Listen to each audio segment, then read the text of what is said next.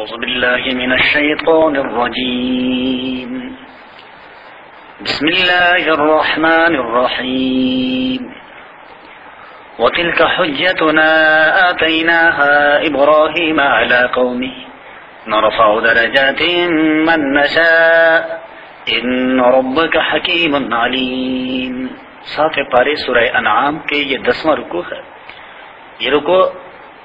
آیت نمبر 84 سے لے کر آیت نمبر 92 تک کے آیتوں پر مشتمل ہے. اس رکوع میں اللہ تبارک و تعالی حضرت ابراہیم علیہ السلام ہی کے حوالے سے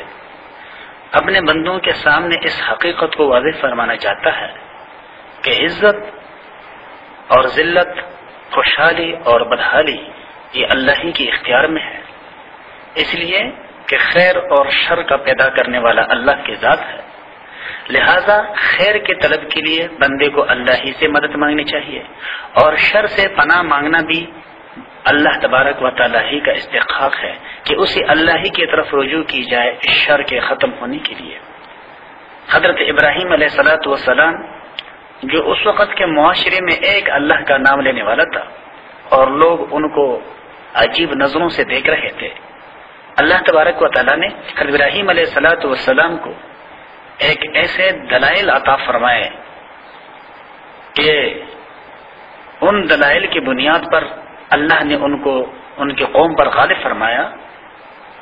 اور قوم ان کے دلائل کے سامنے لاجواب ہو گئی. اور آخرت میں بھی اللہ تبارک و تعالی جو کہ علیم اور حکیم ذات ہے، اس نے ان کو سر بلند رکھا. دنیا میں بھی عزت عطا فرمائی اور آخرت میں بھی عزت اللہ عطا فرمائے گا. اور ایک اللہ کے بات کو اخلاص کے ساتھ پیش کرنے کا نتیجہ یہ ہوا کہ اللہ تبارک و تعالی نے حضرت ابراہیم علیہ السلام کی عزت اور عظمت کو لوگوں کے دلوں میں بٹھا دیا کہ لوگ چاہے وہ کوئی بھی قوم ہو، وہ حضرت ابراہیم علیہ السلام کا نام بڑے ادب اور احترام سے لیتے ہیں. یہاں تک کہ حضور نبی کریم صلی اللہ علیہ وسلم کے دور میں بھی جو لوگ بت پرست تھے وہ یہ خیال کرتے تھے کہ ہمارا یہ طریقہ ابراہیمی ہے، اس لیے کہ ان کے ذہن میں حضرت ابراہیم علیہ السلام کی عظمت تھی. گو کہ وہ بیچارے بے علم تھے طریقہ ابراہیمی سے. اس لیے پھر حضور نبی کریم صلی اللہ علیہ وسلم نے فرمایا ان کو کہ بھئی طریقہ ابراہیمی کو تو ذرا دیکھو. حضرت ابراہیم علیہ السلام تو بت پرستی سے دور رہنے والے اور تم بت پرستی میں مصروفی کار ہو. تو اللہ تبارک و تعالیٰ کا اس رکوع میں ارشاد ہے وَتِلْكَ حُجَّتُنَا، اور یہ ہمارے دلائل ہیں آتَيْنَاهَا إِبْرَاهِيمَ کہ ہم نے دی وہ حضرت ابراہیم کو علی قومہ ان کے قوم کے مقابلے میں. نرفع درجات من نشاء، ہم بلند کرتے ہیں درجے جس کے چاہیں. ان ربک حکیم علیم، بے شک تیرا رب حکمت والا جاننے والا ہے.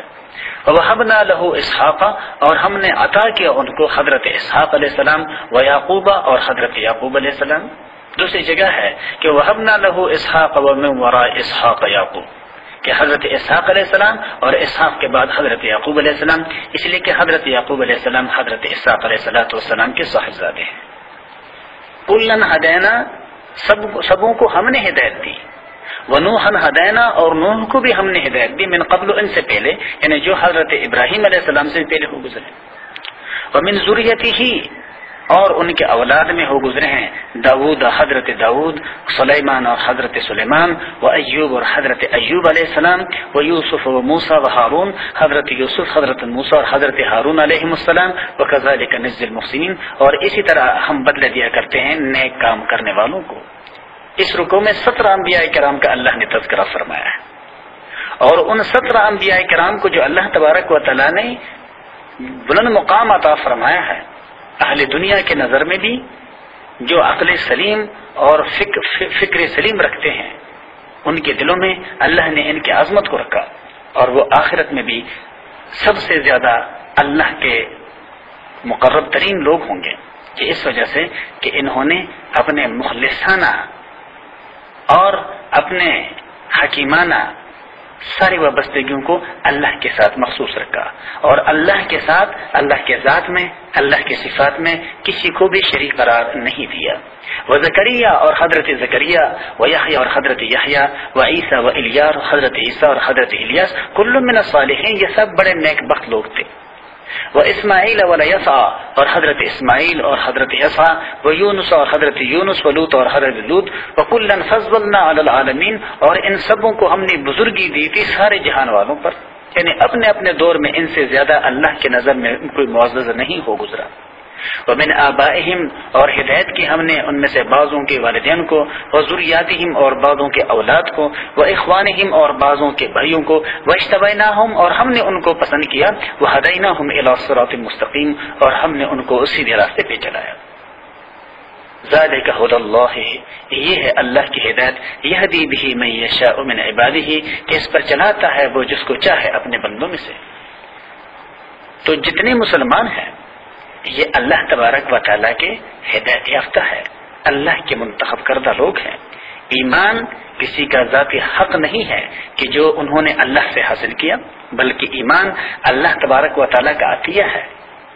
اور اللہ نے اپنا یہ عطیہ اور اپنا یہ تحفہ جن کو چاہا ان کو عطا فرمایا۔ تو جتنے کلمہ گو مسلمان ہیں ان کو ہر حال میں اللہ کا احسان مند ہونا چاہیے، اللہ کا مشکور ہونا چاہیے کہ دنیا کے بے شمار قابل ترین لوگوں کے مقابلے میں جو دنیا میں بڑے بڑے کارنامے سر انجام دیتے ہیں لیکن وہ اپنے آخرت سے بے خبر ہیں، اللہ نے ان کے مقابلے میں ان لوگوں کو اپنے دین اسلام کے لیے منتخب کیا۔ اب اللہ فرماتے ہیں کہ یہ عظیم ترین لوگ بھی ولو اشرکوا، اور اگر یہ لوگ بھی شرک کرتے، لحبط عنہم ما كانوا يعملون، البتہ ضائع ہو جاتا جو کچھ انہوں نے کیا تھا۔ تو شرک ایک اتنے ناپسندیدہ ترین عمل ہے کہ یہ انسان کے بڑے سے بڑے نیکی کو بھی ضائع کر کے ختم کر دیتا ہے۔ اولئک الذین آتیناہم الکتاب، یہی وہ لوگ تھے جن کو ہم نے دی کتاب، والحکم اور شریعت یا دانائی، والنبوۃ اور نبوت، فإن یکفر بها ہؤلاء، پھر اگر ان باتوں کو نہ ماننے مکے والے، فقد وکلنا بها قوما، تو ہم نے ان باتوں کے لیے مقرر کر دی ہے ایسے لوگ، لیسوا بها بکافرین، کہ جو اس سے منکر نہیں ہیں۔ اور یہ وہ لوگ ہیں کہ جب مکہ والوں نے انکار کیا، حضور نبی کریم صلی اللہ علیہ وسلم کو اللہ نے مدینہ کی طرف ہجرت کرنے کا حکم دیا، تو مدینہ کے لوگوں نے اللہ تبارک و تعالیٰ کے پیغام کو سر آنکھوں پہ رکھا، اور اللہ تبارک و تعالیٰ نے ان کو دنیا اور آخرت میں عزتیں عطا فرمائی۔ اولئک الذین ھدی اللہ، یہ وہ لوگ ہیں جن کو اللہ نے ہدایت دی، فبہداہ مقتدی، سو آپ چلیے ان کے طریقے پر۔ تو ہدایت کے لیے اللہ تبارک و تعالیٰ نے ایک کسوٹی مقرر کی ہے۔ اگر کوئی شخص ہدایت چاہتا ہے تو وہ پیغمبروں کے طریقوں کو معلوم کریں، پیغمبروں کے زندگی کے سارے حالات اور واقعات کا مطالعہ کریں، اور پھر اللہ فرماتا ہے کہ انہی کی پیروی کریں، اس لیے کہ وہ براہ راست اللہ سے ہدایت یافتہ ہے۔ قل لا اسألکم علیہ اجرا، آپ کہہ دیجئے کہ میں نہیں مانگتا تم پر اللہ کے ان باتوں کے بدلے کوئی اجرت، ان ہوا الا ذکر للعالمین، یہ تو نہیں ہے مگر محض نصیحت ہے جہان کے تمام لوگوں کے لیے۔ تو دین اسلام کی تبلیغ پر اجرت لینا یہ درست نہیں ہے کہ اپنے دین کے بات بتانے کو مشروط کر دیا جائے کہ بھئی میں آپ کو دین کے بعد تب بتاؤں گا کہ جب آپ مجھے اس کا پہلے اجرت دے، یہ درست نہیں ہے، یہ ممنوع ہے۔ لیکن اگر ایک شخص دن رات اللہ کے دین کے پیغام کو عام کرنے اور اللہ کے دین کو سمجھنے کے لیے اس نے اپنی ساری زندگی کو وقف کر دیا ہے، تو پھر معاشرے کے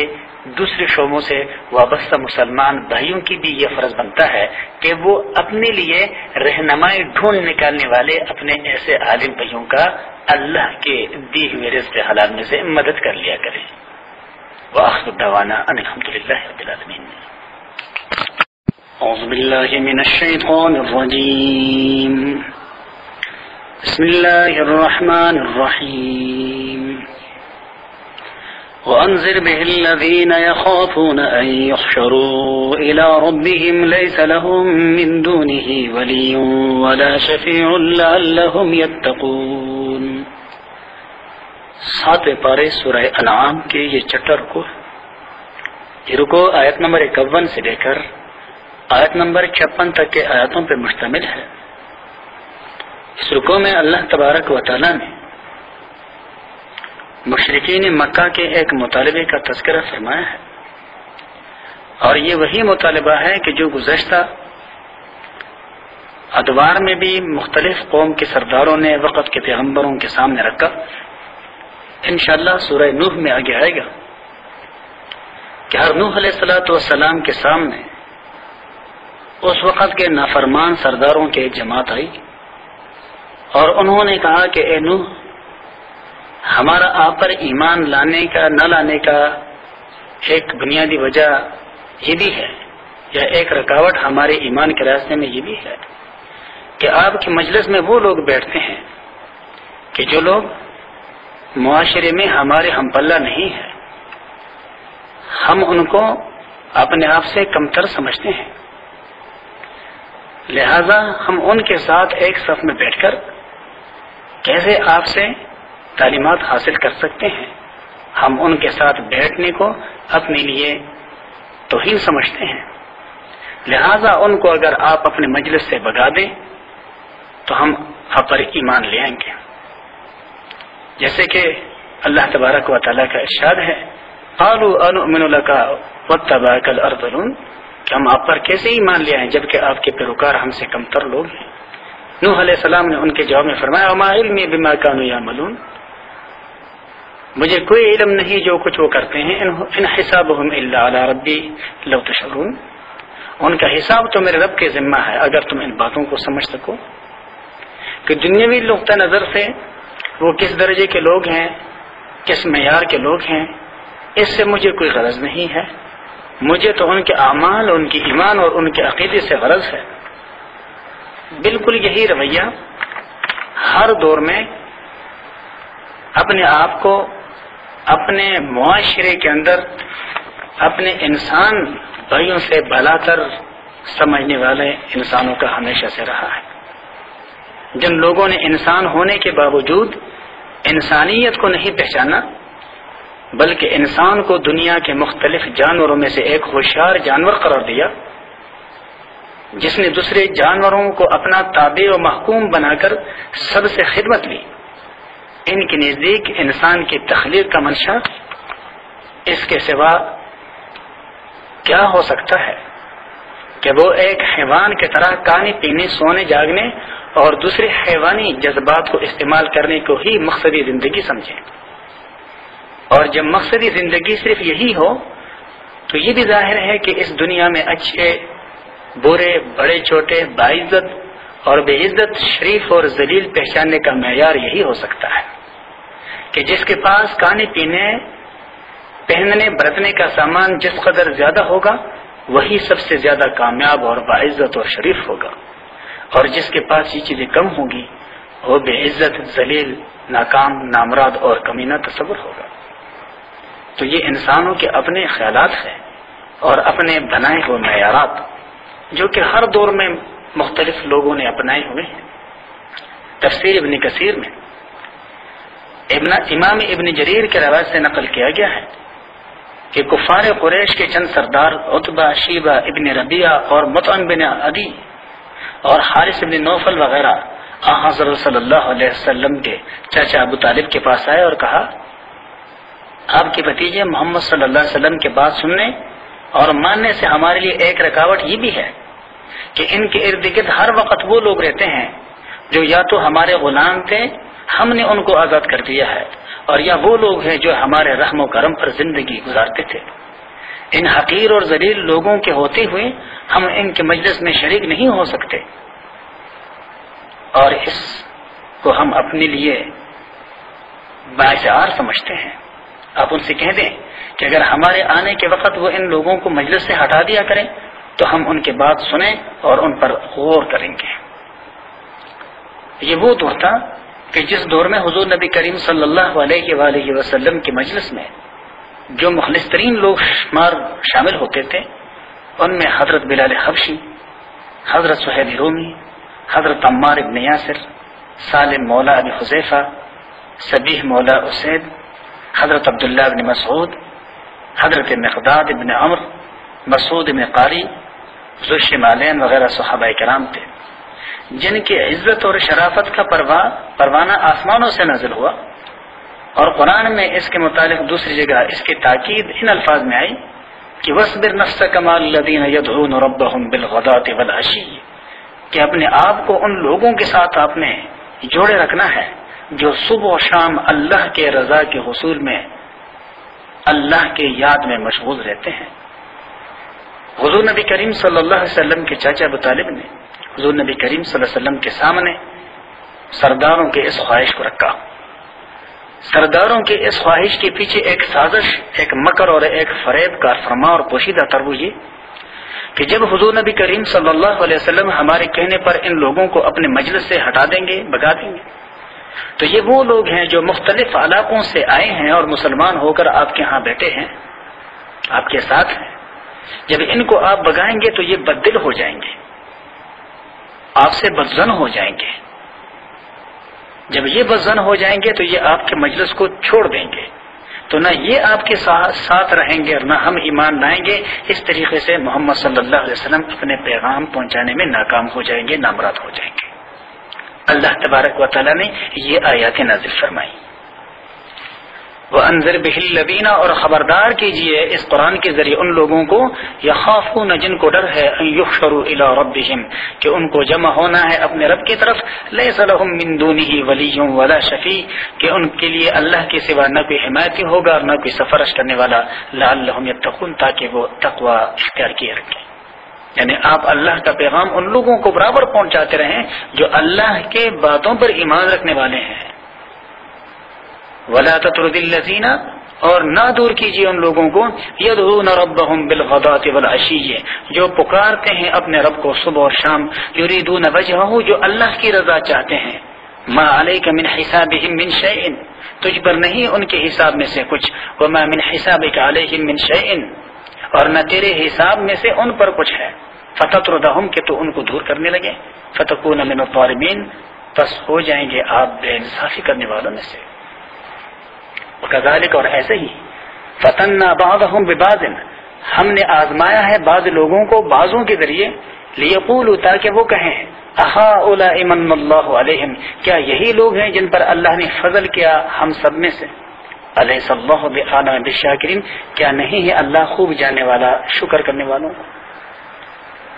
وَإِذَا جَاءَكَ الَّذِينَ، اور جب آپ کے پاس آئے وہ لوگ، یؤمنون بآیاتنا، جو ہمارے آیاتوں پر ایمان رکھتے ہیں، فقل، پس کہیے، السلام علیکم، تم پر سلام۔ ایک طرف کفار کے ذہنوں میں غریب مسلمانوں کے لیے جو توہین اور جو دشمنی اور جو اہانت بھرا ہوا تھا، دوسری طرف اللہ ان غریب مسلمانوں کی عظمت کو اجاگر فرما رہا ہے کہ ہمارے آیاتوں پر ایمان رکھنے والے مسلمان جب آپ کے پاس آتے ہیں تو آپ ان کو سلام کر لیا کریں۔ فقل، پس آپ کہیے، سلام علیکم، سلام ہو تم پر، کتب ربکم علی نفسہ الرحمہ، لکھ لیا ہے تمہارے رب نے اپنے اوپر رحمت کو، انہ من عمل منکم سوءا بجہالۃ، یہ کہ جو کوئی کرے تم میں سے کوئی برائی ناواقفیت سے، ثم تاب من بعدہ، پھر اس کے بعد توبہ کریں، واصلح، اور اپنے اصلاح کر لیں، فانہ غفور الرحیم، پس بے شک وہ معاف کرنے والا رحم کرنے والا ہے۔ یعنی اللہ نے مسلمانوں کو جو مخلص تھے، غرباء تھے، اللہ نے ان کو یہ بھی ایک خوشخبری کا پروانہ دیا کہ بتقاض بشریت اگر ان سے کوئی کوتاہی ہو گئی تو اللہ فرماتا ہے کہ میں معاف کر دوں گا ان کے معافی مانگنے پر۔ وَكَذَلِكَ نُفَصِّلُ الْآيَاتِ، اور اسی طرح ہم تفصیل سے بیان کرتے ہیں اپنے باتیں، وَلِتَسْتَبِينَ سَبِيلُ الْمُجْرِمِينَ، اور تاکہ کھل جائے طریقہ گناہ گاروں کا، تاکہ گناہ گاروں کا راستہ بھی خوب واضح ہو جائے اور فرمانبرداروں کا راستہ بھی اللہ کے حکم کے نقطہ نظر سے متعین ہو کر سب پہ واضح ہو جائے۔ وآخر دعوانا ان الحمد للہ رب العالمین۔ اعوذ باللہ من الشیطان الرجیم، بسم اللہ الرحمن الرحیم، قل انی نہیت ان اعبد الذین تدعون من دون اللہ، قل لا اتبع اہواءکم قد ظلمت اذا وما انا من المهتدین۔ 7ویں پارے سورہ انعام کے یہ 7 رکوع ہے۔ یہ رکوع آیت نمبر 57 سے لے کر آیت نمبر 61 کے آیاتوں پہ مشتمل ہے۔ اس رکوع میں اللہ تبارک و تعالی نے کفار کے ایک خواہش کو واضح کر کے مسترد فرمایا ہے جس کا اظہار انہوں نے حضور نبی کریم صلی اللہ علیہ وسلم سے کیا تھا. چنانچہ احادیث میں آتا ہے کہ سرداران مکہ کے ایک جماعت حضور نبی کریم صلی اللہ علیہ وسلم کے چاچا ابو طالب کے پاس آئے اور ان سے کہنے لگے کہ بھئی ہم محمد صلی اللہ علیہ وسلم سے اتحاد کرنا چاہتے ہیں، اور وہ یہ کہ سال کے کچھ ساعتوں اور دنوں میں یہ ہمارے خدا کی تعریف کر لیا کریں، اور ہم پوری زندگی سال کے پورے دوران یہ میں ان کے خدا کی عبادت کر لیا کریں گے. اللہ تبارک و تعالیٰ نے یہ آیات نازل فرمائی کہ اللہ کے واضح حکموں کی موجودگی میں کفار کے ناپسندیدہ طریقوں کو منتخب کر کے ان پہ چلنا یقیناً یہ گمراہی کی نشانی ہے. آپ ان لوگوں کو واضح طور پہ بتا دیجئے کہ جن کو تم اللہ کے سوا پکارتے ہو یا جن کی پوجا کرتے ہو یا جن کی بندگی کرتے ہو، میں ان کی کبھی بھی پوجا اور بندگی نہیں کروں گا. چنانچہ اللہ تبارک و تعالیٰ کا ارشاد ہے، قل کہہ دیجئے انی نہیت، بے شک مجھے روک دیا گیا ہے، ان اعبد الذین، یہ کہ میں بندگی کروں ان کی، تدعون من دون اللہ، جن کو تم پکارتے ہو اللہ کے سوا. قل کہہ دیجئے لا اتبع اہواءکم، میں نہیں چلتا تمہارے اس خواہش پر. قد ضللت، بے شک اب تو میں بھیگ جاؤں گا، وما انا من المہتدین، اور پھر نہ رہوں گا ہدایت پانے والوں میں سے، یعنی پھر میں سیدھا راستے پر نہیں رہوں گا اگر میں تمہاری خواہش پہ چلوں. فقہاء کرام نے اس آیات سے اس مسئلے کا اخذ کیا ہے کہ یقیناً کفار کے ساتھ اور غیر مسلموں کے ساتھ دنیاوی معاملات میں آپس میں مختلف چیزوں پر اتحاد ہو سکتا ہے، لیکن وہ اتحاد اور اتفاق اس بنیاد پر مسلمان نہیں کر سکتے کہ جس کی وجہ سے مسلمانوں کو اپنے بنیادی عقائد کے اندر تبدیلیاں کرنی پڑ جائے اور ایک ایسے راستے پہ ان کو چلنا پڑ جائے کہ جس راستے پہ چل کر پھر وہ مسلمان اللہ اور اس کے رسول کا وفادار نہ رہیں بلکہ غیروں کے وفادار بن جائیں، غیروں کے پوجا کرنے والے بن جائیں. ایسے اتحاد باہمی سے اسلام منع کرتا ہے. قل کہہ دیجئے انی علی بینۃ من ربی، کہ بے شک مجھ کو واضح پیغام پہنچا ہے میرے رب کی طرف سے، وکذبتم بہ، اور تم نے اس کو جھٹلا دیا ہے. ما عندی ما تستعجلون بہ، میرے پاس نہیں جس چیز کی تم جلدی کر رہے ہو. ان الحکم الا للہ، حکم کسی کا نہیں سوائے اللہ کے. یقص الحق، وہی حق بات بیان کرتا ہے، وهو خیر الفاصلین، اور وہ سب سے اچھا فیصلہ کرنے والا ہے. تو کفار ایک طرف سے دھوکہ اور لالچ کے ذریعے اپنے دھام پھیلانے کی کوشش کرتے تھے، اور دوسری طرف وہ محمد صلی اللہ علیہ وسلم کو جھوٹے ثابت کرنے کے لیے یہ پروپیگنڈا بھی کرتے تھے کہ بھئی اگر یہ پیغمبر اللہ کے اتنے مقرب ہیں تو ان سے کہیے کہ ہم پر عذاب لے آئیں. تو اللہ تبارک و تعالیٰ نے فرمایا کہ آپ ان کو بتائیے کہ جس چیز کو تم مجھ سے جلدی مانگ رہے ہو وہ میرے اختیار میں نہیں ہے. تمام تر حکم تو اللہ ہی کا چلتا ہے اور تمام تر فیصلے اللہ ہی نے کرنے ہیں. قل کہہ دیجئے لو ان عندی ما تستعجلون به، اگر ہوتی میرے پاس وہ چیز جس کے تم جلدی کر رہے ہو، لقضی الامر بینی و بینکم، تو طے ہو چکا ہوتا جھگڑا میرے اور تمہارے درمیان. واللہ، اور اللہ، عالم بالظالمین، وہ خوب جانتا ہے ظالموں کو. وعنده مفاتیح الغیب، اور اسی کے پاس ہے کنجیاں غیب کی. لا يعلمها الا هو، کوئی نہیں جانتا اس غیب کے علم کو سوائے اللہ کے. علم غیب ایک ایسی چیز کے علم کو کہا جاتا ہے کہ جس کو انسان اپنے ذرائع اور اسباب سے معلوم نہ کر سکے. جن خفیہ اور پوشیدہ چیزوں کو حالات اور اسباب کے ذریعے معلوم کیا جا سکے وہ علم غیب نہیں ہے، اس لیے کہ اس کے علم اللہ نے بندے کو اسباب کے ذریعے دے دیا ہے، لہذا وہ غیب کا علم غیب کا نہیں رہا بلکہ وہ تو ظاہر ہو گیا. اور جن چیزوں کا علم اللہ نے اسباب کے ذریعے، چاہے پیغام کے ذریعے ہو یا کسی دوسری سبب و سامان کے ذریعے ہو، اللہ نے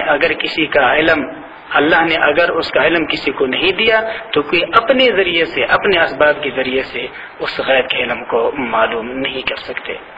وَيَعْلَمُ مَا فِي الْبَرِّ وَالْبَحْرِ، اور وہی جانتا ہے جو کچھ جنگل میں ہے اور دریا میں ہے. وَمَا تَسْقُطُ مِن وَرَقَةٍ، اور نہیں جڑتا کوئی پتا إِلَّا يَعْلَمُهَا، مگر وہ اس کو جانتا ہے. وَلَا حَبَّةٍ، اور نہیں گرتا کوئی دانا فِي ظُلُمَاتِ الْأَرْضِ، زمین کے اندھیروں میں. وَلَا رَطْبٍ، اور نہ کوئی ہری چیز. وَلَا يَابِسٍ، اور نہ کوئی تر. إِلَّا فِي كِتَابٍ مُبِينٍ، مگر وہ سب کتاب مبین میں ہے، یعنی سب اللہ تبارک و تعالیٰ کے علم میں ہے. اور ظاہر بات ہے کہ ان تمام چیزوں کا علم بیک وقت اللہ تبارک و تعالیٰ نے کسی کو بھی نہیں دیا. وَهُوَ الَّذِي، اور اللہ وہی ذات ہے، يَتَوَفَّاكُم بِاللَّيْلِ، جو قبضے میں لے لیتا ہے تم کو رات میں. وَيَعْلَمُ مَا جَرَحْتُم بِالنَّهَارِ، اور وہ جانتا ہے جو کچھ تم کر چکے ہوتے ہو دن میں. ثُمَّ يَبْعَثُكُم فِيهِ، پھر وہ تم کو اٹھاتا ہے اس میں یعنی دن میں. لِيُقْضَىٰ أَجَلٌ مُّسَمًّى، تاکہ پورا ہو وہ وعدہ جو اللہ نے مقرر کیا یعنی موت کا. ثُمَّ إِلَيْهِ مَرْجِعُكُم، پھر اسی کی طرف تم سبوں کو لوٹایا جائے گا. ثُمَّ يُنَبِّئُكُم بِمَا كُنتُمْ تَعْمَلُونَ، پھر وہ تمہیں خبر دے گا اس کا جو کچھ تم کرتے رہے ہو. اللہ تبارک و تعالیٰ کا علم اتنا کامل اور اکمل تر ہے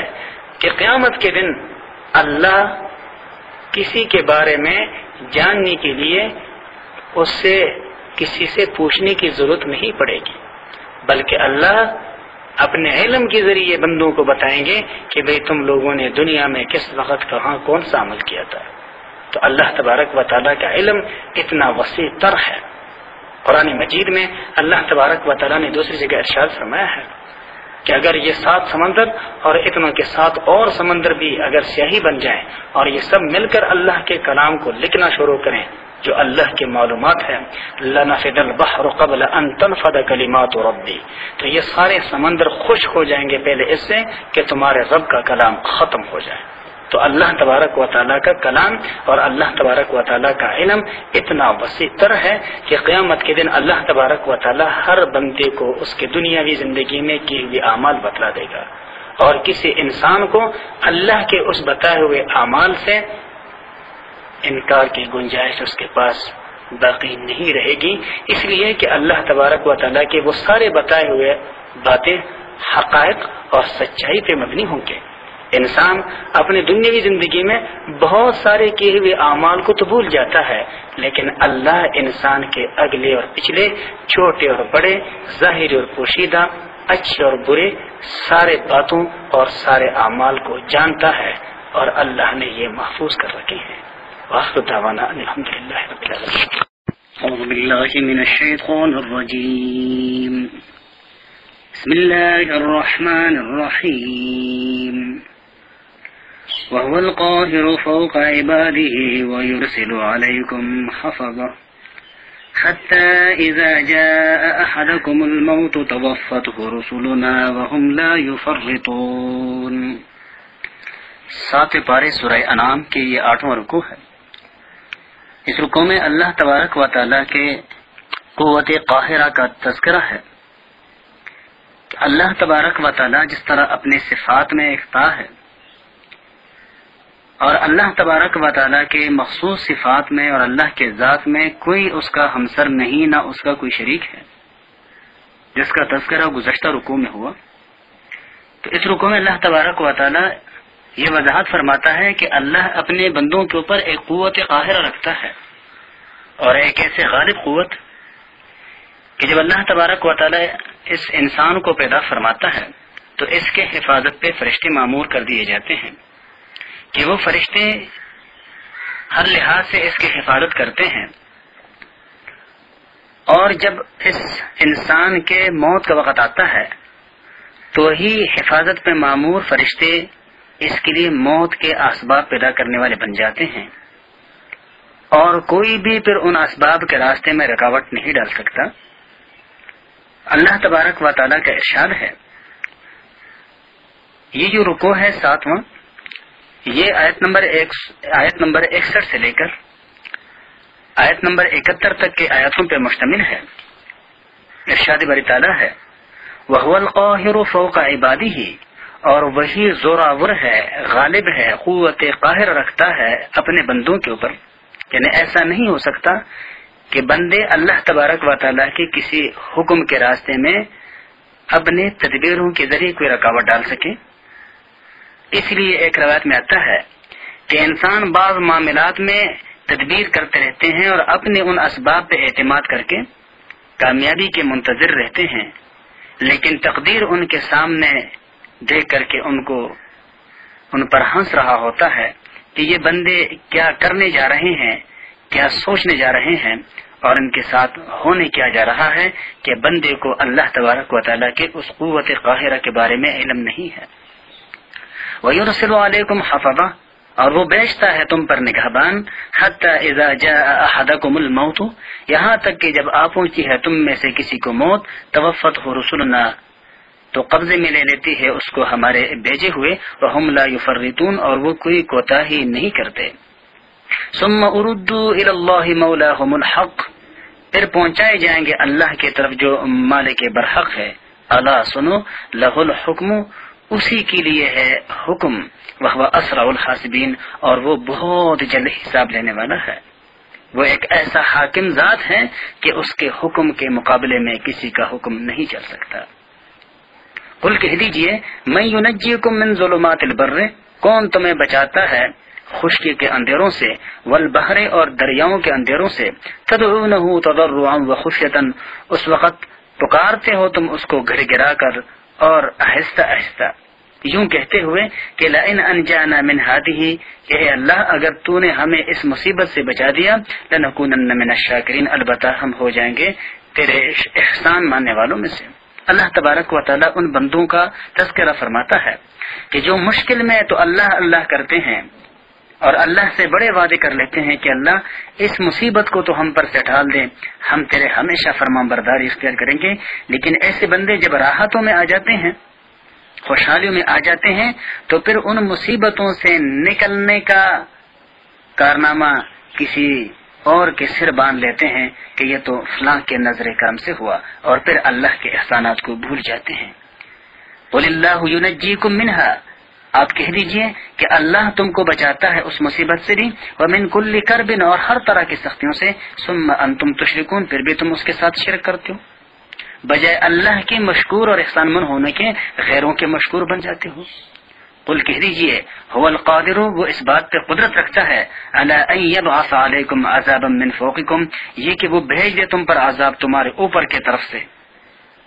بارشوں کی صورت میں، طوفانوں کی صورت میں، او من تحت ارجلکم، یا تمہارے پاؤں کے نیچے سے زلزلوں کی صورت میں، یا پیداوار اور فصلوں کی کمی کی صورت میں،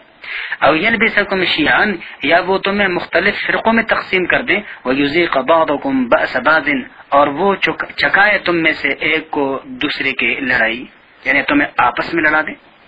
انظر دیکھیے کیف نصرف الآیات، ہم کس طرح سے بیان کرتے ہیں اپنے باتوں کو، لعلہم یفقہون، تاکہ وہ لوگ اس کو سمجھیں۔ روایت میں آتا ہے کہ جب حضور نبی کریم صلی اللہ علیہ وآلہ وسلم پر یہ آیات نازل ہوئی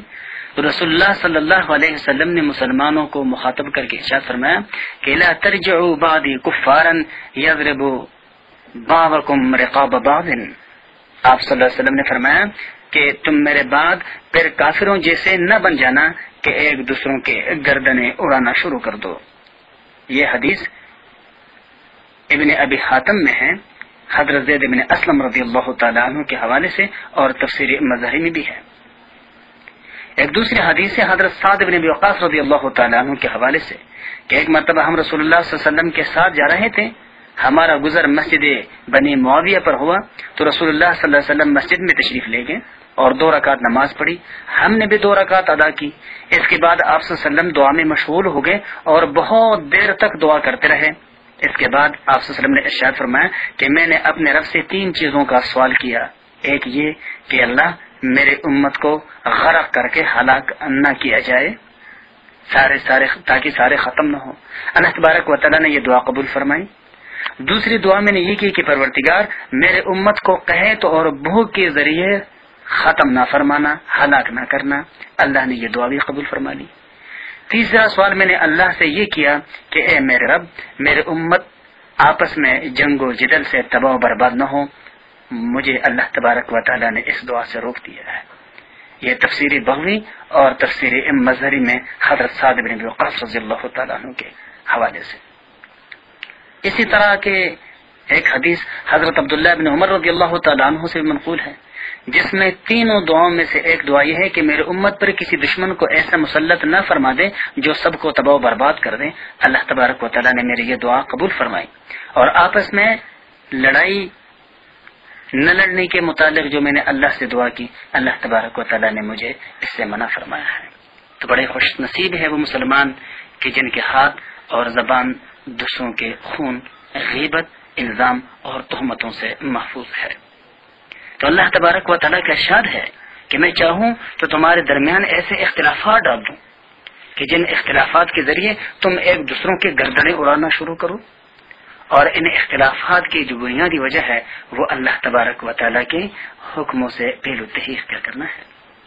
جہاں تک اختلافات ہیں فقہاء کرام اور ائمہ مجتہدین کے درمیان، تو یہ اختلافات ہیں، افتراقات نہیں ہیں۔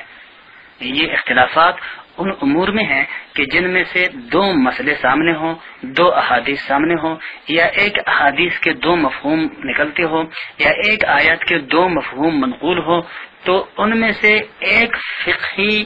یا ایک عالم ایک رائے کو ترجیح دیتا ہے اپنے خیال کے مطابق، اور وہ اس کو زیادہ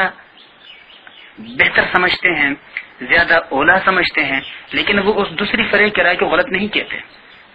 یہی وجہ ہے کہ فقہاء کرام، صحابہ، تابعین اور ائمہ اربعہ کے بے شمار حالات اور واقعات اس پر شاہد ہیں کہ فقہی مسائل میں بہت سے مسائل میں مختلف ہونے اور علمی بحث جاری رہنے کے باوجود وہ ایک دوسرے کا مکمل احترام کرتے تھے۔ جنگ و جدل، خصومت اور عداوت کا وہاں کوئی احتمال ہی نہیں تھا، اس لیے کہ یہ لڑائیاں اور جھگڑے اور قتل و قتال وہاں ہوتا ہے جہاں انسان کے ذاتیات درمیان میں آتے ہیں۔ جہاں دونوں کا مقصد اللہ کے رضا کا حصول ہو تو وہاں ایک دوسروں کے رائے کا احترام کیا جاتا ہے، ایک دوسروں کو دلائل کے ذریعے قائل کرنے کی کوشش کی جاتی ہے۔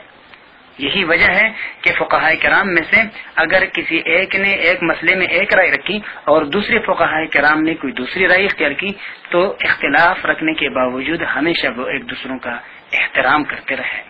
اور کبھی بھی ایک نے دوسروں کو نہ مشرک کہا، نہ بدعتی کہا اور نہ کچھ اور کہا۔ بس یہ اختلافی فقہی مسائل ہیں جن میں سے گنجائش دوسرے مسئلے کی بھی نکل سکتی ہے۔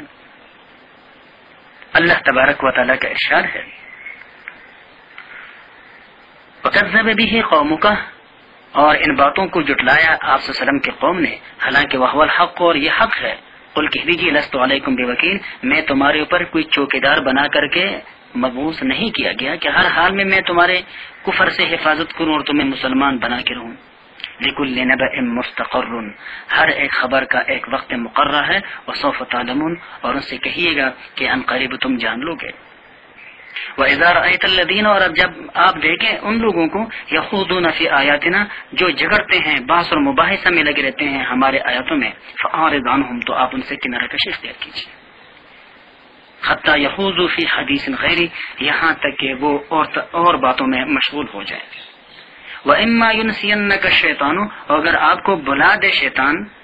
اور آپ بھول سے ان کے درمیان بیٹھ جائیں تو فَلَا تَقْعُدْ بَعْدَ الذِّكْرَىٰ مَعَ الْقَوْمِ الظَّالِمِينَ، تو آپ یاد آ جانے کے بعد ان بے انصافوں کے ساتھ نہ بیٹھنا کہ جو اللہ کے آیاتوں کا اپنی مرضی سے تفاسیر کرتے رہتے ہیں اور ہر ایک اپنے بات کو حرف آخر کہہ کر دوسری کی بات کے لیے گنجائش ہی نہیں، جائز نہیں سمجھتے۔ اللہ تبارک و تعالیٰ ایسوں کے ساتھ اللہ تبارک و تعالیٰ فرماتے ہیں کہ ان سے کنارہ کشی اختیار کی جائے۔ وَمَا عَلَى الَّذِينَ يَتَّقُونَ مِنْ حِسَابِهِمْ مِنْ شَيْءٍ، اور پرہیزگاروں پر نہیں ہے جگڑنے والوں کے حساب میں سے کوئی بھی چیز، وَلَكِنْ ذِكْرَىٰ، لیکن ان کو نصیحت کرتے رہنا ہے، لَعَلَّهُمْ يَتَّقُونَ، تاکہ وہ اللہ سے ڈریں۔ وَذَرِ الَّذِينَ اتَّخَذُوا دِينَهُمْ، اور چھوڑ دے ان کو جنہوں نے بنائے رکھا ہے اپنے دین کو لعبا ولہوا، کھیل اور تماشے کی طرح، کہ جب چاہا تو دین کو اختیار کیا، جب چاہا تو دین سے دستبرداری اختیار کی اور ممنوعات کا اختیار کرنے والے بن گئے۔ جس طرح کبھی چاہا تو کھیل لیا، جب چاہا تو اپنے کھیل کا سامان ایک طرف پھینک دیا اور دوسرے کاموں میں مشغول ہو گئے۔ تو اللہ فرماتا ہے کہ ایسے لوگوں کو آپ رہنے دیجئے کہ جنہوں نے دین کو کھیل اور تماشے کی طرح سمجھا ہے۔ وغرتهم الحیات الدنیا، اور جن کو دھوکے میں رکھا ہے دنیاوی زندگی نے، لیکن ساتھ ساتھ وذکر بھی، اور آپ ان کو نصیحت کرتے رہیے اس قرآن کے ذریعے، ان تبصل نفس بما کسبت، یہ کہ گرفتار نہ ہو جائے کوئی اپنے اعمال کی وجہ سے، لیس لها من دون اللہ ولی، کہ نہیں ہے ان کے لیے اللہ کے سوا نہ کوئی حمایتی ولا شفیع اور نہ سفارشی، وان تعدل کل عدل لا یؤخذ منها، اگرچہ وہ بدلے میں دے سارے بدلے میں دیے جانے والی چیزوں کو، تب بھی وہ اس سے قبول نہیں کیا جائے گا۔ اولئک الذین ابسلوا بما کسبوا، یہی ہے وہ لوگ کہ جو گرفتار ہوئے اپنے اعمال کے بدلے، لہم شراب من حمیم، ان کے لیے پینا ہوگا کھولتا ہوا پانی، وعذاب علیم، اور دردناک عذاب، بما کانوا یکفرون، ان کے اس کفر کی وجہ سے۔ تو اللہ تبارک و تعالیٰ فرماتے ہیں کہ جو لوگ دنیا کے زندگی کے بارے میں غلط فہمیوں کے شکار ہو گئے ہیں کہ شاید ہم دنیا میں ہمیشہ رہیں گے یا یہ دنیا ہمیشہ ہمارے پاس رہے گی، اللہ فرماتا ہے کہ ان کو قرآن کے احکامات کے ذریعے نصیحت کرتے رہا کریں تاکہ ان پر اتمام حجت ہو جائے، اس لیے کہ ایک ایسا وقت ان پہ ضرور آنے والا ہے کہ جس میں وہ اگر سارے دیے جانے والے چیزوں کو دے کر بھی اپنے آپ کو چھڑانا چاہیں گے تو بھی ان کو نجات نہیں ملے گی، اس لیے کہ قیامت حساب اور کتاب کا جگہ ہے، لین دین کا نہیں، لین اور دین کی جگہ دنیا ہے کہ بندہ نیکیوں کو کماتا ہے، برائیوں سے اپنے آپ کو بچاتا ہے، یا پھر وہ برائیوں کو لیتا ہے اور اچھائیوں کو ترک کرتا ہے۔ تو اللہ تبارک و تعالیٰ فرماتے ہیں کہ ایسے باتوں کے ذریعے ان کو نصیحت کرتے رہا کریں۔ خیرخواہی اور دینی اخلاص کا یہی تقاضا ہے کہ سچ کا پیغام بہرحال ان تک پہنچایا جائے۔ حضور نبی کریم صلی اللہ علیہ وسلم کے ایک حدیث میں ہے کہ ایک مرتبہ بہت زیادہ طوفان تھا، گرج اور چمک تھا۔ حضور نبی کریم صلی اللہ علیہ وسلم اپنے گھر سے، جہاں پہ مکہ معظمہ میں اب مکتبہ بنا ہوا ہے، یہ حضور نبی کریم صلی اللہ علیہ وسلم کا مکان تھا، اور بالکل اس کے برابر میں کعبۃ اللہ کی طرف آتے ہوئے جو وضو خانے بنے ہوئے ہیں، یہ ابو جہل کا گھر تھا۔ حضور نبی کریم صلی اللہ علیہ وسلم اس سخت طوفان، گرج، چمک اور اندھیرے میں ابو جہل کے دروازے پہ آ پہنچے اور آپ نے زور زور سے اس کے دروازے کو بجانا شروع کیا۔ اندر سے وہ سوچ کر کے نکلے، خود کہتے ہیں وہ کہ بھئی یہ کوئی انتہائی ضرورت مند ہے کہ جو اس مشکل لمحے میں میرے دروازے پہ آ پہنچا ہے، مجھ سے اس کی جو بھی مدد ہو سکی میں اس کا مدد ضرور کروں گا، اس لیے کہ یہ کوئی حقیقی حاجت مند ہے۔ جب دروازے پہ پہنچے اور دروازہ کھول دیا ابو جہل نے، تو باہر حضور نبی کریم صلی اللہ علیہ وسلم کھڑے ہیں۔ آپ نے پوچھا کہ بھئی کیوں آئے ہو؟ تو حضور نبی کریم صلی اللہ علیہ وسلم نے فرمایا کہ یا عم، اے چاچا، قولوا لا الہ الا اللہ تفلحون، لا الہ الا اللہ کہہ دو کامیاب ہو جاؤ گے۔ ابو جہل نے اپنا رخ اندر کی طرف کر دیا اور الٹے ہاتھوں سے دروازہ بند کر دیا کہ بھئی میں تو سمجھتا رہا کہ یہ کوئی حاجت مند آیا ہے مجھ سے کوئی ضرورت مانگنے کے لیے، اب تو پھر مجھے وہ ایک اللہ کی بات کرنے کے لیے یہاں پہ آئے ہیں۔ تو حضور نبی کریم صلی اللہ علیہ وسلم کے اس سارے عمل سے ہم اخلاص کا اندازہ لگا سکتے ہیں کہ اللہ کے رسول کن مشکل گھڑیوں میں اللہ کے سب سے بڑے دشمن کے در پہ جاتے ہیں ان کو نصیحت کرنے کے لیے کہ اللہ کے یہ بندے غلط فہمیوں میں مبتلا جو ہو چکے ہیں وہ ان سے باہر نکل آئیں اور حقائق کو تسلیم کر لیں، اور وہ یہ کہ نہ انسان نے دنیا میں ہمیشہ رہنا ہے، نہ اس دنیا نے انسان کے ساتھ ہمیشہ رہنا ہے، نہ یہ دنیا انسان کو موت سے بچا سکتی ہے اور نہ آخرت میں کامیابی سے ہمکنار کر سکتی ہے۔ ہاں ایک صورت ہے اور وہ یہ کہ دنیا کو اللہ کے حکموں کے مطابق ڈال دیا جائے۔ وآخر دعوانا ان الحمدللہ رب العالمین۔ اعوذ باللہ من الشیطان الرجیم،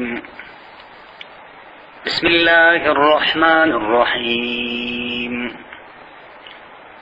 قل أندعو من دون الله ما لا ينفعنا ولا يضرنا ونرد على أعقابنا بعد إذ هدانا الله كالذي استهوته الشياطين في الأرض حيران له أصحاب يدعونه إلى الهدى ائتنا قل إن هدى الله هو الهدى وأمرنا لنسلم لرب العالمين۔ گزشتہ رکوع میں اللہ تبارک و تعالی اہل تقوی سے کلام فرمایا تھا۔ مسلمان اللہ کے مخاطب تھے کہ مسلمان ہمیشہ ان لوگوں کو راہ راست پر لانے کہ فکر میں رہیں جو اللہ تبارک و تعالیٰ کے ساتھ اوروں کو شریک قرار دیتے ہیں یا اللہ کے نافرمانیوں میں لگے ہوئے ہیں، اور اپنا فکر کرتے رہا کریں، اس لیے کہ انسانوں پر ایک ایسا وقت آنے والا ہے کہ انسان سب کچھ دے کر بھی اپنے آپ کو اس عذاب سے بچا نہیں سکیں گے۔ تو 7ویں پارے سورہ انعام کے اس 9ویں رکوع میں، جو کہ آیت نمبر 71 سے لے کر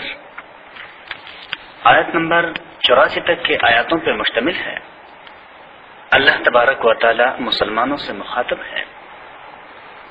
کہ مسلمانوں، تمہاری شان تو یہ ہے کہ گمراہوں اور بھٹکوں کو نصیحت کر کے سیدھے راستے پہ لاؤ، جو خدا سے بھاگ کر غیر اللہ کے چوکٹ پر سر رکھے ہوئے ہیں ان کو اللہ واحد کے سامنے سر بسجود کرنے کی فکر کرو۔ اب اللہ تبارک و تعالی فرماتے ہیں کہ ایسے مخلص مسلمانوں سے کوئی یہ توقع نہ رکھے کہ وہ اللہ واحد لا شریک کو چھوڑ کر ان کے مرضی کے مطابق چلیں گے اور اللہ کے ساتھ اوروں کو شراکت دار قرار دیں گے۔ اللہ تبارک و تعالیٰ فرماتے ہیں کہ خدا نخواستہ اگر مسلمانوں میں سے کچھ غیروں کے خواہشات پر چلتے ہوئے اللہ کے مرضی والے بندوں سے ہٹ جائیں گے تو اس کی مثال اس شخص کی طرح ہے کہ جو ایک بیابان جنگل میں اپنے ساتھیوں کے ساتھ ہم سفر ہو اور اس سفر کے دوران میں پھر وہ راستہ بھول کر کے دور نکل جائیں اور پھر پریشان حال اور حیران کڑا ہو اور اس کے ساتھ ہی اس کو دور سے پکار رہے ہوں کہ اللہ کے بندے آؤ ہمارے طرف تاکہ اپنے منزل مراد کو پہنچ سکو۔ اگر وہ ان پکارنے والوں کے پکار پہ لب بہے کر کے ان کی طرف آتا ہے تو منزل مراد کو پالے گا، لیکن اگر وہ ان کے آوازوں پر توجہ نہیں دے گا تو وہ بھولا بھٹکا حیران اور پریشان ہی رہے گا اور اپنے منزل مراد کو نہیں پا سکے گا۔ اللہ تبارک و تعالیٰ فرماتے ہیں کہ جو لوگ خدا نخواستہ اگر سیدھے راستے سے نکل گئے ہیں، بہراروی کے شکار ہو گئے ہیں، تو ان کو چاہیے کہ وہ اللہ واحد لا شریک کے پکار اور مسلمانوں کے دعوت کی طرف توجہ دیں اور اپنی زندگی کے مقصد کو سمجھنے کی کوشش کریں، ورنہ نقصان اپنا ہی ہوگا۔ اللہ تبارک و تعالیٰ کا ارشاد ہے، قل کہہ دیجئے اندعو من دون اللہ، کیا ہم پکاریں اللہ کے سوا ما ایسوں کو لا ینفعونا جو ہمیں نہ نفع پہنچا سکتے ہیں، ولا یضرنا اور نہ ہمیں نقصان پہنچا سکتے ہیں، ونرد علی اعقابنا اور کیا ہم پھیر جائیں الٹے پاؤں بعد اذ ہدانا اللہ، بعد اس کے کہ اللہ ہمیں سیدھا راستہ دکھا چکا، کالذی اس شخص کی طرح استہوتہ الشیاطین کہ جس کو بھلا دیا شیطانوں نے فی الارض زمین میں حیرانا کہ وہ حیران ہے، لہو اصحاب کہ اس کے کچھ رفیق ہو دوست، یدعونہ الی الہدی کہ وہ اس کو بلا رہے ہو سیدھے راستے کی طرف کہ بھئی ائتنا آؤ ہمارے طرف۔ قل کہہ دیجئے ان ھدی اللہ ھو الھدی، اللہ نے جو راہ بتائی ہے وہی سیدھا راستہ ہے، وَأُمِرْنَا لِنُسْلِمَ لِرَبِّ الْعَالَمِينَ اور ہم کو حکم ہوا ہے کہ ہم تابع رہیں پروردگار عالم کے حکم پر، یعنی ہم اللہ کے حکموں کے سامنے سر تسلیم خم کرتے ہیں۔ وَأَنْ أَقِيمُوا الصَّلَاةَ اور یہ کہ ہم نمازوں کو قائم کریں، وَاتَّقُوهُ اور اس اللہ سے ڈرتے رہیں، وَهُوَ الَّذِي اور اللہ وہ ذات ہے إِلَيْهِ تُحْشَرُونَ جس کے سامنے تم سب اکٹھے کیے جاؤ گے، وَهُوَ الَّذِي اور اللہ وہ ذات ہے خَلَقَ السَّمَاوَاتِ وَالْأَرْضَ جس نے پیدا کیا ہے آسمان اور زمین کو بالحق ٹھیک ٹھاک۔ انشاءاللہ 29 پارے کے پہلے سورہ ملک میں آگے آئے گا، اللہ تبارک و تعالیٰ کا ارشاد ہے کہ دیکھو اللہ کے اس آسمان کی طرف ہل تری من فطور، کیا اللہ تبارک و تعالیٰ کے اس تخلیق شاہکار میں کوئی تمہیں فطور نظر آتا ہے؟ اللہ دوبارہ دعوت دیتا ہے اس صورت میں کہ پھر اپنے نظروں کو اٹھا کے دیکھو، کہیں تمہیں اللہ کے اس تخلیق شاہکار میں کوئی کمی دکھائی دیتی ہے؟ تو اللہ وہ ذات ہے کہ جس نے آسمانوں اور زمین کو ٹھیک طور پہ بنایا. وَيَوْمَ يَقُولُ كُن فَيَكُونُ، اور جس دن وہ کہے گا کہ ہو جا تو وہ ہو جائے گا. قولہ الحق، اسی کے بات سچی ہے. وَلَهُ الْمُلْكُ، اور اسی کی سلطنت ہے. یوم ينفخ فی الصور، جس دن پھونکا جائے گا سور میں. عالم الغیب، وہی جاننے والا ہے پوشیدہ، والشہادت، اور کھلی باتوں کو. وَهُوَ الْحَكِيمُ الْخَبِيرُ، اور وہ حکمت والا جاننے والا ہے. سور حضور نبی کریم صلی اللہ علیہ وسلم کے واقع معراج والی حدیث میں ہے. آپ صلی اللہ علیہ وسلم نے فرمایا کہ میں نے معراج کے سفر میں ایک فرشتے کو دیکھا کہ جس کے سامنے ایک سنگ نما چیز پڑی ہوئی ہے، اور اس نے اپنا منہ بالکل اس کے قریب رکھا ہوا ہے، اور انتہائی تیاری کے ساتھ وہ انتظار میں ایک کان کو نیچے اور دوسرے کو اوپر کیا ہوا ہے، جیسے کسی کے حکم کا انتظار ہو. تو میں نے اپنے ساتھ حضرت جبریل علیہ الصلوۃ والسلام سے پوچھا کہ جبریل کی کیا ہے اور یہ کون ہے؟ تو حضرت جبریل علیہ الصلوۃ والسلام نے فرمایا کہ اے محمد صلی اللہ علیہ وسلم، یہ اس حضرت اسرافیل علیہ الصلوۃ والسلام نامی فرشتہ ہے، اور یہ سامنے اس کا سور پڑا ہوا ہے، اور اس کی یہ ڈیوٹی ہے کہ جب اس کو اللہ کا حکم ہوگا کہ اس سور میں یعنی اس ایمرجنسی بھگل میں پھونک مارو تو یہ اس میں پھونک مارے گا، اور یہ اللہ کے اس حکم کے انتظار میں تیار بیٹھا ہے. اور جب یہ اس پہ پھونک مارے گا تو اس سے ایک اتنے خطرناک اور ایمرجنسی بگل بجنا شروع ہو جائے گا کہ روئے زمین کے ہر کونے قدرے پہ رہنے والا شخص یہی تصور کرے گا کہ یہ ہولناک آواز میرے پاس ہی بج چکا ہے. وَإِذْ قَالَ إِبْرَاهِيمُ لِأَبِيهِ، یہاں سے حضرت ابراہیم علیہ السلام کا تذکرہ ہے بطور مثال کی کہ اللہ تبارک و تعالیٰ کے فرمان بردار بندے، وہ چاہے کسی بھی ماحول میں ہو، وہ ہمیشہ اللہ سے دور رہنے والے بندوں کو اللہ کے ساتھ ملانے کی فکر میں رہتے ہیں. حضرت ابراہیم علیہ السلام نے جس ماحول معاشرے اور گھر کے اندر آنکھ کھلی تھی، وہ معاشرہ بت پرستیوں کا معاشرہ تھا، وہ ماحول بت پرستوں کا ماحول تھا. حضرت ابراہیم علیہ السلام نے اس نظریاتی اندھیر نگری میں ایک اللہ کے توحید کا چراغ جلایا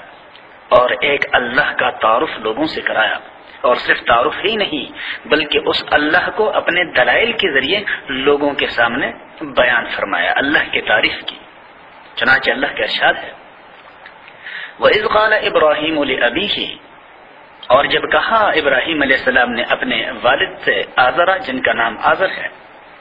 أَتَتَّخِذُ أَصْنَامًا آلِهَةً، کیا تو بناتا ہے بتوں کو معبود؟ انی اراک وقومک فی ضلال مبین، بے شک میں دیکھتا ہوں کہ آپ اور تیرے قوم صریح گمراہی میں ہیں. آزر نمرود کا وزیر تجارت تھا کہ جو بتوں کو بناتا تھا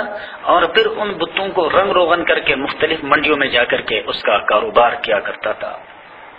حضرت ابراہیم علیہ السلام نے جب شعور سنبھالا تو اپنے والد سے ان بتوں کے متعلق یہ پوچھا کہ ابا جان، میں دیکھ رہا ہوں کہ آپ اور آپ کی قوم صریح غلطی میں ہیں. تو اگر بزرگوار فقہاء کرام نے یہاں سے یہ مسئلہ حل کیا ہے، اگر انسان کے والدین یا دیگر بزرگواروں میں سے کوئی اگر اللہ کے حکموں کے خلاف راستے پہ چل رہے ہو تو ان کے رہنمائی کرنا یہ ان کے عزت و توقیر کے خلاف نہیں ہے، یہ خود سری میں شامل نہیں ہے، یہ ان کے اکرام کے خلاف نہیں ہے، اس لیے کہ ہدایت تو اللہ کا دین ہے، اللہ جسے چاہتا ہے اسے عطا فرماتا ہے. لہذا اگر بڑے کسی غلط راستے پہ جا رہے ہوں اللہ کے حکموں کے روح سے تو ان کے رہنمائی چھوٹوں پر لازم ہے. وَكَذَلِكَ نُرِي إِبْرَاهِيمَ، اور اسی طرح ہم دکھانے لگے ابراہیم علیہ السلام کو ملکوت السماوات والارض، عجائبات آسمانوں اور زمین کے، وَلِيَكُونَ مِنَ الْمُوقِنِينَ، اور تاکہ اس کو یقین آ جائے. حضرت ابراہیم علیہ السلام نے جیسے ہی شعور سنبھالا تو اللہ تبارک و تعالی اس کے ذہن میں اپنے توحید کے باتوں کو ڈالتا گیا. اب وقت گزرتا گیا تو ان لوگوں نے سورج اور چاند اور ستاروں کو بھی اپنا معبود بنا رکھا، اس لیے کہ جو لوگ زمین پر بتوں کے پجاری ہوتے ہیں یقیناً ان لوگوں کے عقائد میں سورج اور چاند اور دیگر جتنی اللہ کی مخلوقات ہے اس کی بھی عظمتی ہوتی ہے، اس حوالے سے کہ یہ بھی انسانی زندگیوں میں مؤثر ہوتے ہیں۔ تو وہ لوگ سورج اور چاند کو بھی بہت بڑے خدا سمجھتے تھے۔ چنانچہ فلما جن علیہ اللیل، پھر جب اندھیرا کر لیا اس پر رات نے، رآ کوكبا، انہوں نے دیکھا ایک ستارے کو، تو قال فرمایا تعجبان انداز میں کہ ھذا ربی، کیا یہ میرا رب ہے؟ فلما افل، پھر جب وہ غائب ہو گیا تو قال، حضرت ابراہیم نے فرمایا لا احب الافلین، میں پسند نہیں کرتا غائب ہو جانے والوں کو، اس لیے کہ اگر یہ خدا ہے تو اس خدا کو اپنے مخلوق سے اور اپنے بندوں سے غائب نہیں ہونا چاہیے، دور نہیں ہونا چاہیے۔ فلما رأى القمر، پھر جب دیکھا انہوں نے چاند کو بازغاً چمکتا ہوا، قال، تو بولے ھذا ربی، کیا یہ میرا رب ہے؟ فلما افل، پھر جب وہ غائب ہوا، قال، حضرت ابراہیم علیہ السلام فرمانے لگے لئن لم يهدني ربی، اگر مجھ کو میرا رب ہدایت نہ کرے گا تو لأکونن من القوم الظالمین، تو میں بھی گمراہ لوگوں میں شامل ہو جاؤں گا۔ اس لیے کہ سورج اور چاند اور ستارے انسانوں کی دنیا میں وہ بہت بڑے بڑے اللہ کے قدرت کے شاہکار ہیں کہ جن سے متاثر ہوئے انسان بغیر نہیں رہ سکتا۔ اس لیے حضرت ابراہیم علیہ السلام نے جب چاند کے غیر معمولی چمک دمک اور خوبصورتی کو دیکھا تو فوری طور پہ اللہ کی طرف متوجہ ہوئے کہ اگر میرے رب نے میرے رہنمائی نہ کی تو یقیناً میں بھی ان لوگوں میں شامل ہو جاؤں گا۔ فلما رأى الشمس بازغة، پھر جب دیکھا سورج کو جھلکتا ہوا، قال، فرمایا ھذا ربی ھذا اکبر، کیا یہ میرا رب ہے اور یہ ہے سب سے بڑا، اس لیے کہ وہ لوگ سورج کو سب سے بڑا خدا مانتے تھے۔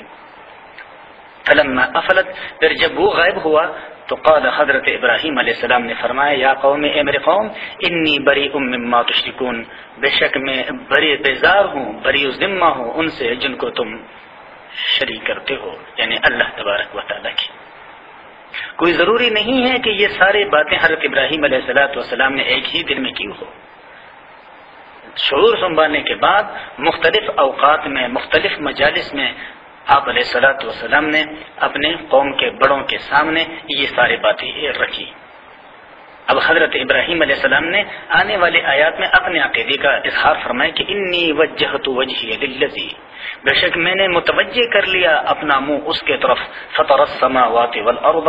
کہ جو بنانے والا ہے آسمانوں اور زمین کا، حنیفا یکسو ہو کر، وما انا من المشرکین، اور میں نہیں ہوں شرک کرنے والوں میں سے۔ اب جب حضرت ابراہیم علیہ السلام نے ایک اللہ کی بات کی تو وحاجہ قومہ، اور اس سے جھگڑا کیا اس کے قوم نے، تو ابراہیم علیہ السلام نے قال، فرمایا تو حاجونی فی اللہ، کیا تم مجھ سے جھگڑا کرتے ہو اللہ کے ایک ہونے میں، وقد ہدان، اور اسی نے مجھے سیدھا راستہ بتایا ہے، ولا اخاف ما تشركون به، اور میں ڈرتا نہیں ہوں ان سے جن کو تم شریک کرتے ہو، الا ان یشاء ربی شیئا، مگر یہ کہ میرا رب کوئی تکلیف پہنچانا چاہے، اس لیے کہ وسع ربی کل شیء علما، احاطہ کر لیا ہے میرے رب کے علم نے سب چیزوں کا، افلا تتذکرون، کیا تم غور و فکر نہیں کرتے ہو، کچھ نصیحت نہیں کرتے ہو۔ تو حضرت ابراہیم علیہ السلام نے جب ایک اللہ کی بات ان لوگوں کے سامنے رکھی اور ان پہ واضح کر دیا کہ جن کو تم اپنے زندگیوں میں مؤثر سمجھتے ہو یا خدا کا شریک سمجھتے ہو، وہ نہ خدا ہے نہ انسانوں کی زندگی میں ان کو کوئی ذاتی عمل اور دخل ہے، تو قوم کے لوگوں نے کہا کہ ابراہیم اس طرح کے باتوں کے کہنے سے باز آ جا، ورنہ جو ہمارے خدا ہے ان کے توہین کے وجہ سے تیرے ساتھ کچھ بھی ہو سکتا ہے، ہمارے خدا تجھے نقصان سے ہم کرایہ کر دیں گے، پاگل کر دیں گے۔ تو حضرت ابراہیم علیہ السلام نے ان کے جواب میں یہ بات کہی کہ بھئی میں ان سے نہیں ڈرتا جن کو تم اللہ کا شریک قرار دیتے ہو، اگر اللہ مجھے کوئی نقصان پہنچانا چاہے تو میرا رب ہر چیز پر علم رکھتا ہے اور اس کے راستے میں کوئی رکاوٹ نہیں ڈال سکتا۔ وَكَيْفَ أَخَافُ مَا أَشْرَكْتُمْ، اور میں کیوں ڈروں ان سے جو تمہارے شراکت دار ہے، ولا تخافون، اور تم نہیں ڈرتے ہو، انکم اشرکتم باللہ، یہ کہ تم شریک کرتے ہو اللہ کا، ما ایسوں کو لم ينزل به علیکم سلطانا، کہ جن کے بارے اللہ نے تم پر کوئی دلیل نازل نہیں کی، فأی الفریقین احق بالامن، اب دونوں فریقوں میں سے کون مستحق ہے امن کا، ان کنتم تعلمون، اگر تم سمجھ رکھتے ہو، یعنی ایک میں کہ ایک اللہ کو وحدہ لا شریک مانتا ہوں اور اللہ کا حق کسی دوسری کو نہیں دیتا، اور ایک ہو تم کہ تم نے اللہ تبارک و تعالیٰ کے حقوق تقسیم کر دی ہیں اللہ کے مخلوقات میں، تو خوف تمہیں رکھنا چاہیے، نہ کہ مجھے خوفزدہ ہونا چاہیے۔ الذین، وہ لوگ، آمنوا، جو ایمان لائیں، لم یلبسوا ایمانہم، اور انہوں نے نہیں ملایا اپنے یقین میں بظلم کوئی شرک، اولئک لہم الامن، وہی لوگ ہیں کہ ان کے واسطے امن ہے، یا وہی امن کے حقدار ہے، وہم مہتدون، اور وہی سیدھے راستے پہ ہے۔ تو یہاں ظلم سے مراد شرک ہے، انشاءاللہ سورہ لقمان میں آئے گا کہ ان الشرک لظلم عظیم، کہ حضرت لقمان حکیم نے اپنے بیٹوں کو جب نصیحت کی تو ان سے یہ بھی کہا کہ بیٹا اللہ کے ساتھ کسی کو شریک قرار نہ دینا، اس لیے کہ شرک ظلم عظیم ہے۔ تو یہ بہت بڑی بے انصافی ہے کہ اللہ تبارک و تعالیٰ کے حق دوسروں کے حوالے کر دیا جائے جبکہ وہ اس کے حقدار ہی نہیں ہے۔ وآخر دعوانا ان الحمدللہ۔